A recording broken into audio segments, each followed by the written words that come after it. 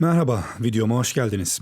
Bir önceki videomda Matrix serisi için soru cevap videosu hazırlayacağımı söylemiştim ve sizden sorular almıştım. Şimdi gelen sorulara tek tek cevap vermeye çalışacağım. İyi seyirler. Uğur Ertunç sormuş. Son derece basit ve doğrudan soracağım. Son sahnede Neo öldü mü? Ve Ajan Smith Neo'yu kopyalayınca Neo üzerinden bağlı olan makineler ajana ulaşıp mı sildiler ajanın kodlarını?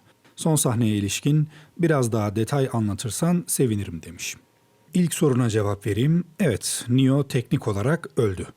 Matrix'te her şeyin kodlardan ibaret olduğunu biliyoruz. Smith birini kopyaladığında mevcut kodların üzerine Smith'in kodları yazılır. Mevcut kodlar tam anlamıyla silinmez ama Smith'in kodları artık o kişiyi tamamen kaplar. Bu da bir nevi kopyalanan kişinin ölümüdür. Yani kopyalanan kişinin benliği Smith'e dönüşür. You. Yes, me.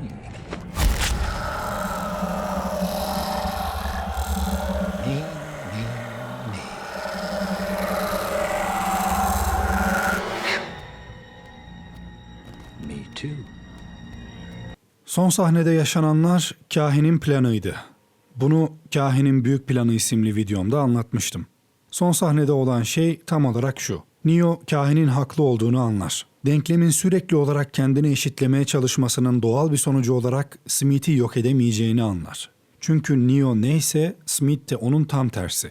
Zaten son sahnede Neo ile dövüşen kişi kahinin ta kendisi. Smith, Neo ile kahinin dönüştürdüğü bedeni üzerinden savaşıyordu. Ama bu kahinin tuzağıydı. Dövüşün sonlarına doğru Smith tuzağı anladı ama hırsından ötürü Neo'yu kopyaladı. Neo'yu kopyalayınca ne oldu? Matrix'e makineler şehri üzerinden bağlı olan Neo'nun kodları Smith'in kodlarına dönüştü. Böyle olunca da mimarın yapması gereken tek şey bir nevi sadece delete tuşuna basmak gibi bir şey oldu. Bütün Smith'ler kolektif bir biçimde birbirlerine bağlı oldukları için birini silmek, hepsini silmek anlamına geliyordu. Mimar, Neo'nun dönüşmüş olan bedenini silince diğer tüm Smith'ler de böylece yok oldu. Matrix'te ana hikayenin bağlı olduğu başka bir arka plan olmadığına emin misin? Bence makineler insanları enerji elde etmek için kullanmıyorlardı. Ancak programları gereği insanlara hizmet etmeye devam ettiler ve onları kendi kendilerine zarar vermekten korumak için Matrix'i yaptılar. Evet, bu sorunun cevabını aslında videolarımda vermiştim. Makinelerin insanlara ihtiyacı yok. Neo, mimara yaşamak için insanlara ihtiyacım var dediğinde, mimar kabul edebileceğimiz değişik yaşam aşamaları var demişti. Makineler insanları ilk olarak simbiyotik bir birleşime tabi tutarak onlardan enerji aldılar evet ama daha sonra farklı enerji kaynaklarına ulaştılar. Ama tarlaları yine de devam ettirdiler. İnsanları bir daha özgür bırakmak istemediler çünkü. Morpheus'un da dediği gibi Matrix var olduğu sürece insanoğlu asla özgür kalamayacak. Matrix'i insanlara hizmet için başlattıklarını söylemişsin. Bu tam olarak doğru değil. Animatrix videolarımda bunu söylemiştim. Matrix makinelerin merhametidir. İnsanları tamamıyla yok etme olanakları varken Matrix gibi bir alternatifi seçtiler. Hatta bunun için yine insanların onayını aldılar. En son makinelerin liderinin elçisi Birleşmiş Milletler'e geldiğinde dünya liderlerine Matrix projesini imzalatmıştı. Böyle bir imzaya gerek var mı? Tabii ki yok. Ama burada makineler bize bir mesaj vermek istiyor.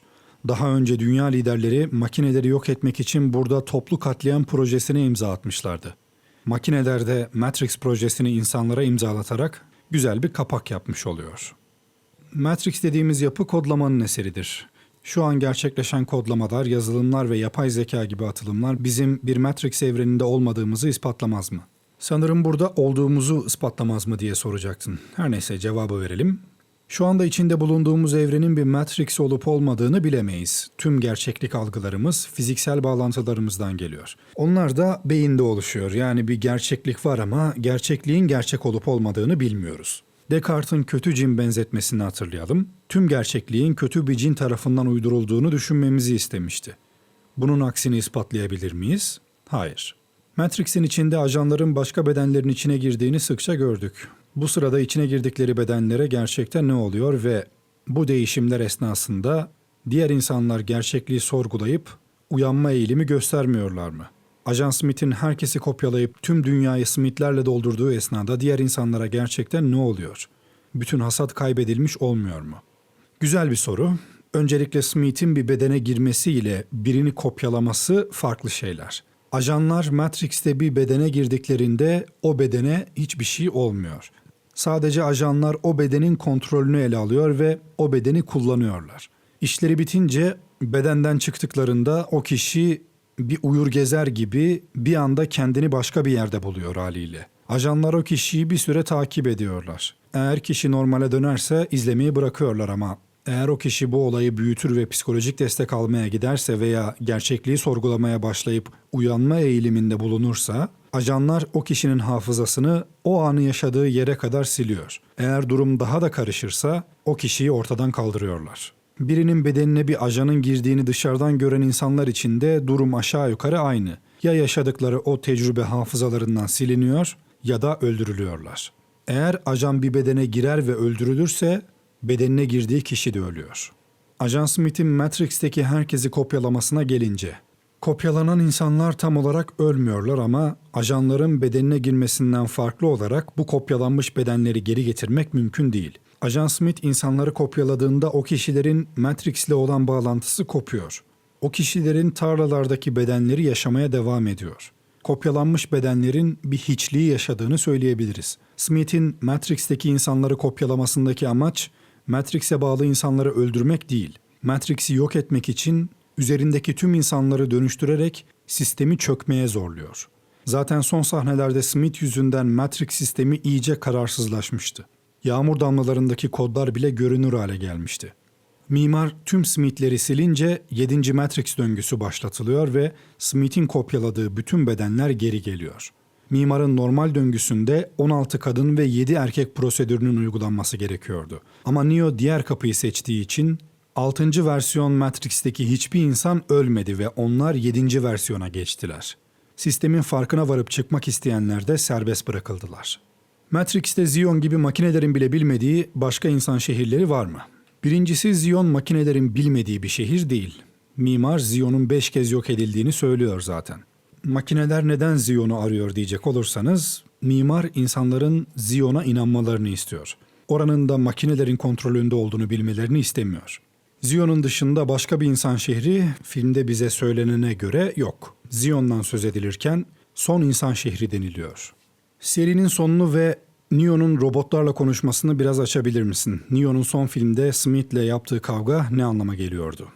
Neo'nun robotlarla konuşması derken makineler şehrinde yaptığı konuşmayı kastediyorsun sanırım. O sahnedeki her şey çok açık. Neo makineleri Smith'le tehdit ediyor. Smith'in eğer durdurulmazsa makineler şehrini de yok edeceğini söylüyor ve onu durdurabileceğini söyleyerek makinelerle bir anlaşma yaparak Matrix'e makineler şehrinden son bir kez bağlanıp Smith'le karşılaşıyor. Maruf Yaman demiş ki Matrix filminde gördüğümüz şey o dünyanın gerçek olmadığıydı.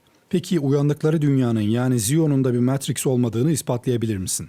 Öncelikle Zion'un bir Matrix olmadığını ama gerçek de olmadığını söylemiştim. Zion Matrix'ten daha gerçek bir yer. Yine makinelerin kontrolünde ama makineler inşa etmiyor orayı. Zion'da her şey Matrix'teki gibi mükemmel değil. İnsan eliyle yapılmış bir yer. Mimar Zion'u biliyor ve Zion'un her Matrix döngüsünde olması gerekiyor. Zion, mimarın Matrix'te kurmaya çalıştığı mükemmel matematiksel düzenin hata payını oluşturuyor. Neo, Matrix Revelations sonunda ölmüş gibi görünse de çocuğun kahine sorduğu soruda onu bir kez daha görebilecek miyiz diyordu. Kahin ise öyle sanıyorum demişti. Bu cümleden de yola çıkarak yorum yapar mısın demiş. Neo ölüyor. Buna emin olabilirsin. Ama ölüm Neo için sadece bedenin ölümü. Çünkü Neo gerçekliğin sınırlarını aşarak bir üst boyuta çıkıyor. Son sahnede Neo'nun bedenini bir makine alıyordu ve o makine Neo'nun bedenini yukarıya doğru götürüyordu. Burada olay ascension yani yükseliş. İsa'nın çarmıha gerildikten sonra göğe yükselişi gibi. Neo'nun da pek çok açıdan İsa'ya benzetildiğini seri boyunca gördük zaten. Tüm insanlığın kurtarıcısı olarak kendini feda ediyor ve göğe yükseliyor. Kahin de Sati'nin sorusuna cevap verirken gökyüzüne bakıyor. Will we ever see him again? I suspect so. Someday. Onurcan Sarıkaya sormuş. Neo her seferinde kahinden uzattığı ikramları alıyor ve yiyordu. Bunların içerisinde program olduğunu söylemiştiniz. Ama son ikramı almıyor. Bunun bir sebebi var mı? Güzel bir soru, güzel bir ayrıntıyı fark etmişsin. Tebrik ederim. Evet, o kurabiye ve şekerde kahinin Neo'ya yol göstermek ve yardım etmek için hazırladığı yazılımlar vardı. Seri boyunca dikkat ederseniz Neo'nun kahine hep ihtiyacı vardı. En son görüştüklerinde ve ikramı almadığında ise Neo artık hazırdı ve kahine ihtiyacı kalmamıştı. Zaten aralarında geçen konuşmada aslında bundan bahsediyorlar ama sadece dikkatli izleyiciler bunu anlıyor. No, thank you. Remember what you were like when you first walked through my door? Jittery as a June bug. And now just look at you. You sure did surprise me, Neo. And you still do. You gave me a few surprises too. Neo şekeri almadığında kahin bu kapıdan ilk girdiğin halini hatırlıyor musun? Bir de şimdiki haline bak. Beni hep şaşırttın diyor. Ve Neo'nun değişimine vurgu yapıyor. Neo ise cevap olarak sen de beni birkaç kez şaşırttın diyerek aldığı o programları kastediyor. Ama bu programları öyle direkt yüklenildiği kişiyi süper kahraman yapan program gibi düşünmeyin. Kahin Neo'nun içine o potansiyeli, o inancı yüklüyor. Neo ancak o potansiyelin farkına varınca, o seviyeye gelince o gücü kullanabiliyor. Aslında kahinin o son şekerinde ne vardı ben de merak ediyorum ama bunu asla bilemeyeceğiz. Sami Yılmaz sormuş. Neo seçilmiş mi yoksa geçtiği yollar mı onu o güce ulaştırdı? Bu da güzel bir soru. Aslında her şey birbiriyle bağlantılı. Birinin mutlaka seçilmiş kişi olması gerekiyor. Mimarın mükemmel matematiksel kesinliğe ulaşmaya çalışması ama %0,1'lik hata payı sistemde bir anomali oluşturuyor. Ve bu da seçilmiş kişi potansiyeli olan birini doğuruyor. Neo sistemdeki o 0,1'lik hata payının ürünü olan biri. Seçilmiş kişi olma potansiyeli var. O yüzden kahin onu seçilmiş kişi yapmak için Morpheus'a onu bulduruyor ve senin de belirttiğin gibi geçtiği yollar onu seçilmiş yapıyor. Bir başka detaysa şu. Kahin ilk filmde Neo'ya seçilmiş kişi olmadığını söylüyor. Trinity'ye ise seçilmiş kişiye aşık olacağını. Trinity de Neo'ya aşık oluyor. Yani Neo'yu seçilmiş kişi yapan şey Trinity'nin ona aşık olması. Seri boyunca birçok kez Neo Trinity'ye o olmadan başaramayacağını söylüyor. Gerçekten de Trinity olmasaydı Neo makineler şehrine asla gidemeyecekti. Kaan Rençber demiş ki, benim Matrix ile ilgili 3 sorum olacak. Bunlar, mimar iyi mi kötü mü yoksa sadece işini yapan bir program mı? Aynı şeyi kahin için de soruyorum. Matrix'in çıkan her filminde IMDb puanı biraz daha düşüyor. Sizce bu insanların sıkıldığından mı yoksa filmdeki felsefi yapıları anlayamadıklarından mı kaynaklanıyor? Filmin sonunda bir barış anlaşması imzalanıyor ama bu anlaşmanın kalıcı mı yoksa geçici mi olduğu söylenmiyor. Sizce Neo kendini feda ederek insanlar açısından bir zafer elde edebildi mi demiş. İlk sorunun cevabı mimar iyi veya kötü değil. Mimar bir yazılım. Matrix sisteminin baş tasarımcısı. Mimarın düşünce sistemi tamamen matematiksel. Kahin mimardan bahsederken o hiçbir seçimi anlayamaz. Onun için seçimler sadece bir denklemin değişkenleridir demişti. Buradan anlıyoruz ki mimar insan gibi düşünen, duyguları olan, inançları olan biri değil. Zaten Neo ile yaptığı konuşmasında mimiklerine bakarsanız çok az duygu barındıran, donuk bir ifadenin yer aldığını görürsünüz. Mimarın işi mükemmel dünya programını her seferinde daha iyi bir hale getirmek. Kahin mimar gibi değil. Kahin mimarın yarattığı bir program. Zaten mimar kahini kendisinde olmayan bir şey için yaratıyor. Sezgi ve inanç, insan gibi düşünebilme. Kahin programı sonradan öyle bir noktaya geliyor ki mimarın düzenine karşı ondan habersiz plan bile yapıyor. Bunu Kahinin Büyük Planı isimli videomda anlatmıştım. Her filmde puanın düşmesi meselesine gelince tabii ki ilk filmin yarattığı o şoku ikinci ve üçüncü filmde yaratması mümkün değildi. Ve ilk filmdeki kadar felsefi derinlik ikinci ve üçüncü filmde yoktu. Ama bunu 3 ayrı film değil de tek bir film gibi düşünmelisiniz. O şekilde düşünülünce baştan sona mükemmel bir hikaye benim için. IMDb puanı beni ilgilendirmiyor. Filmin sonundaki barış anlaşmasına gelince orada zaten mimar ve kahin cevabı veriyorlar. Mimar bu barışın ne kadar süreceğini düşünüyorsun diyor. Kahin de sürebildiği kadar uzun cevabını veriyor. Yani barışın elbet bir noktadan sonra bozulacağı aşikar. Neo ve kahin mümkün olan en iyi sonucu aldılar finalde. Ama ileride ne olur bilinmez. Matrix için benim sorum şu, neyin gerçek olduğuna nasıl karar vereceğiz? Cevap karar veremezsin. Film zaten nihilizm üzerine hazırlanmış. Gerçeğin gerçek olup olmadığını bilemeyiz. Son sahnede Seraph ve kahin arasında geçen diyalog çok iyi açıklıyor aslında bu durumu. Did you always know? Oh, no. No, I didn't. But I believed. I believed. Gerçeği bilemeyiz ama inanabiliriz. Ramazan Çevik sormuş, Matrix'te Neo verdiği hiçbir karardan önce tereddüt etmemişti. Biri hariç. Serinin sonunda makinelerin şehrine giderken düşünmek için kendine bolca zaman ayırdı. Bunun kasıtsız yapılmadığını düşünüyorum. Ne anlama geliyor olabilir demiş. Güzel bir soru. Anlamı şu. Neo kahinle yaptığı son konuşmada çok büyük bir sorumluluğun üstünde olduğunu anladı. Kahin ona Smith'i kastederek bu gece iki dünyanın da geleceği ya senin elinde olacak ya da onun elinde demişti. Yani Smith'in kazanması da mümkündü. Smith'in çok yakında tüm dünyayı yok edecek bir güce ulaştığını da öğrenen Neo, makineler şehrine gitmek gibi çılgınca görünen bir karar verdi. Kahin ona makineler şehrine gitmenin kesin bir sonuç getireceğini söylememişti. Sadece Zion kurtarılabilir mi sorusunun cevabının makineler şehrinde olabileceğini söylemişti.